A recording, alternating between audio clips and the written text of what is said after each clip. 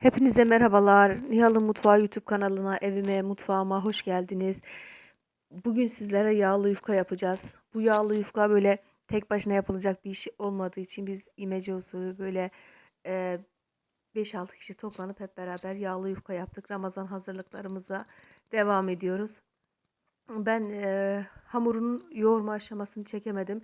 Çünkü yoğurmasını gece mesela saat 5'te falan gece sabaha karşı uyanıp annem hamurunu yoğurmuş. Evlerimiz ayrı olduğu için yoğurma aşamasını çekemedim ama size ben şey vereyim 8 kilo süt, 1 kilo suyla bir paket maya ve tuzla bu hamuru yoğurmuş annem. Bunun için 3-4 saat önceden yoğurup ekşimesini beklememiz gerekiyordu. Sert bir hamur olacak gördüğünüz gibi bezelerden. Sert bir hamur olması gerekiyor. Şöyle bütün bezelerimizi, bütün hamurlarımızı şöyle bezeler haline getirdik. Daha dinlenmesi için üzerlerini örtüp bir kenarda beklettik. Daha sonra şöyle elimizle küçük küçük şeyler yaparak açtık. Daha sonra merdane ile açtık. Şöyle açıp bir kenarda beklettiğimiz zaman hem hamur dinlenmiş oluyor, açılması da daha kolay oluyor. Şöyle gördüğünüz gibi bütün hamurları aynı işlemi yapıp bir kenarda biraz beklettikten sonra bakın şimdi göstereyim. Buralar hep bezeler. Yan tarafta da var.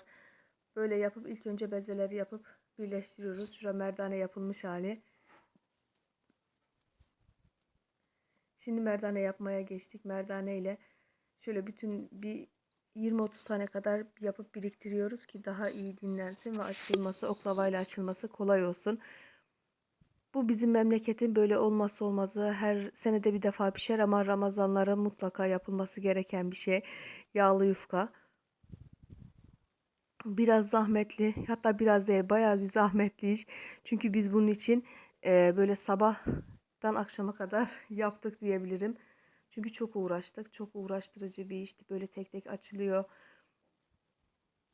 Merdaneleri şöyle bir tarafa birbirlerine yapışmaması için ayrı ayrı koyup üzerlerini bir naylon dolap poşetiyle veya bir başka bir poşetle örttük.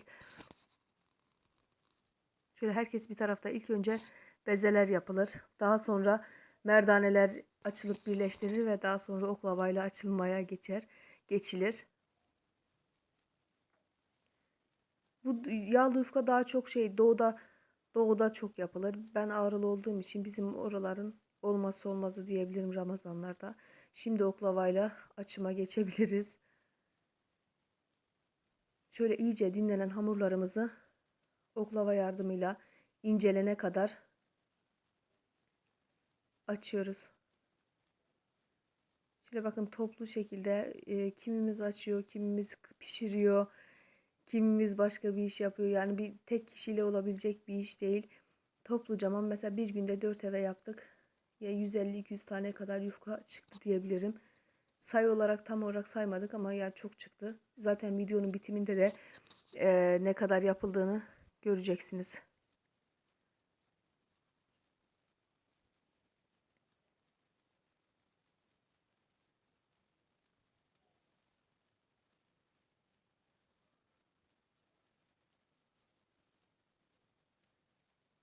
Hamurların hep bir ayarda açılmasına ve yağlı yufkanın bir özelliği de pişirirken böyle çok açarken çok unlamamamız gerekiyor. İlk başlarda unladığımı o unla sonuna kadar açılması gerekiyor ki piştiği zaman yufkanın üzeri sararmasın. Şöyle bir ocağımız var. Şu ocakta altını iyice yaktığımız ocakta şöyle her tarafı kızarana kadar, kabarana kadar bakın kabarıklığı ne kadar güzel oldu. Şöyle piştikten sonra şöyle bir kenar alıp her yufkayı koydukça üzerine örtmemiz gerekiyor ki bunlar çok çabuk kuruyabiliyor. Yağlanacağı için bizi kurumaması gerekiyor. Şöyle her koyduğumuz yufkanın bakın ne kadar yumuşak. Her koyduğumuz yufkanın üzerine örttükten sonra yenisini koyarken tekrardan bir açıp üzerine örtmemiz gerekiyor. Şimdi diğer tarafta yine açımlar devam ediyor gördüğünüz gibi yufka açımları.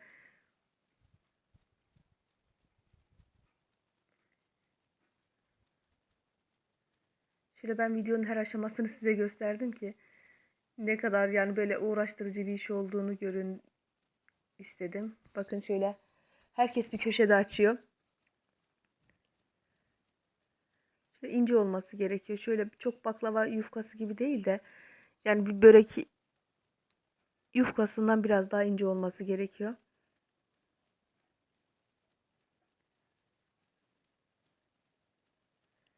Biz bu işi toplucaman yapıyoruz ve gerçekten o gün çok yorucu oluyor ama bir günde bir 4-5 evin yufkasını yapabiliyoruz.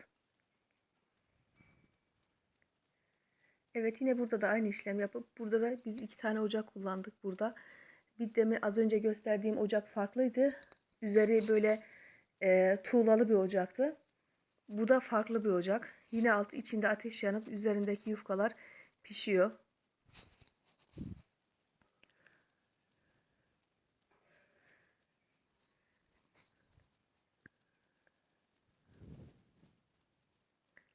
Şöyle güzelce hemen bakın ne kadar güzel kabarıyor. Üzeri şöyle boncuk boncuk oluyor.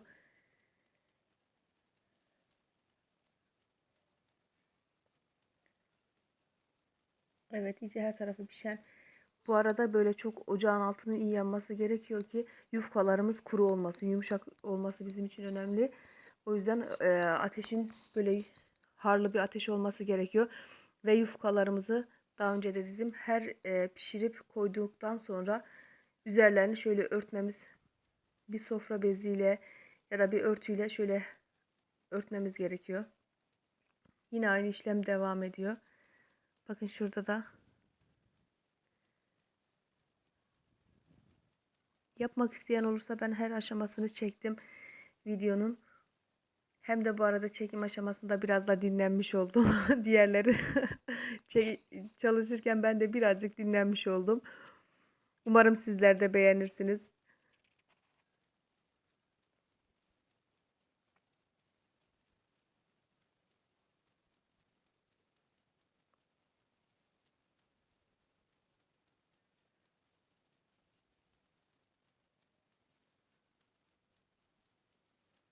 Evet, yine her aşamasını size gösterdim. Şimdi bütün yufkalarımız pişti ve yağlama aşamasına geçiyoruz.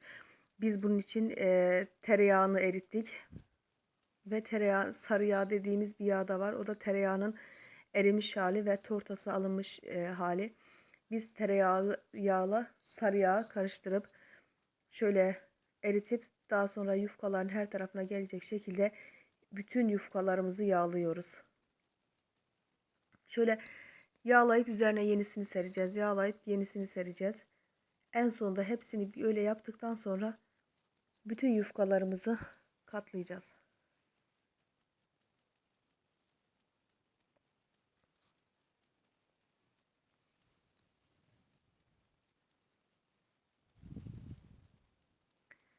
Evet, şimdi katlama işlemine geçtik. Bütün yufkalarımızı aynı şekilde ikişer tane, isterseniz tekli halde biz ikişer tane katladık. İsterseniz siz tekli halde de katlayabilirsiniz. Şöyle gördüğünüz gibi her tarafına iyice yağın gelmesi gerekiyor. Bu yağımız da bizim memlekette, kendi memleketimizde annemlerin yaptığı yağ. O yüzden gönül rahatlığıyla böyle güzelce kullanabiliyoruz.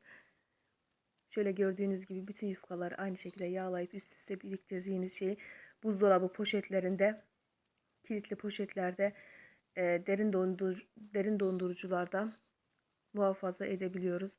Ve Ramazan hazırlıklarımız yufka bitti en azından. Bir dahaki videolarımda inşallah diğer hazırlıklarımızı da aşama aşama çekip size göstermiş olacağım.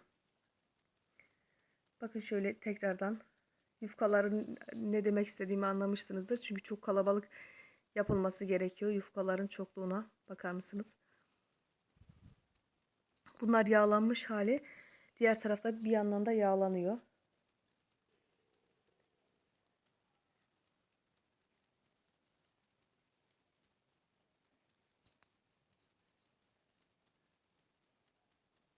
Evet, bütün yufkalarımızı yine aşama aşama size gösterdim. Umarım sizler de beğenmişsinizdir.